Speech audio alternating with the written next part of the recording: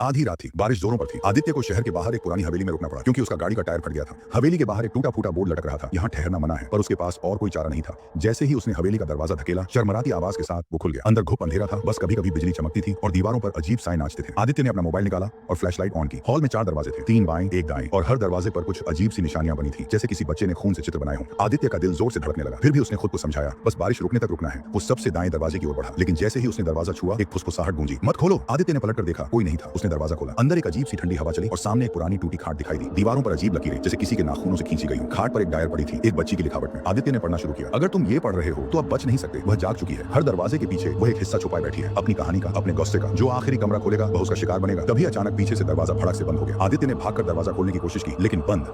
तभी कमरे में खटखट की आवाजें गूंजने लगी, जैसे कोई छत पर दौड़ रहा हो। अचानक बिजली चमकी और आदित्य ने देखा, सामने एक छोटी सी लड़की खड़ी थी, गंदी फटी ड्रेस में, बाल चेहरे पर उलझे हुए। उसके हाथ में एक गुड़िया थी जिसकी आंखें निकाल दी गई थी। वो धीमे धीमे आदित्य की तरफ बढ़ने लगी। हर कदम पर उसकी फटी हुई सांसों की आवाज कमरे में गूंज रही थी। आदित्य ने आंखें भींच ली और पूरा जोर लगाकर दरवाजा तोड़ा और भागते हुए बाहर निकला। अब उसे हवेली से निकलने के लिए उस बड़े हॉल से गुजरना था, जहां चारों दरवाजे थे, लेकिन अब 5 दरवाजे थे। आदित्य रुका, पहले तो 4 थे। उसने मोबाइल का टॉर्च उठाया और देखा, नए दरवाजे पर लिखा था, तुमने उसे जगा दिया है, अब सिर्फ अंदर आओ। दरवाजा धीरे धीरे खुद ब खुद खुलने लगा।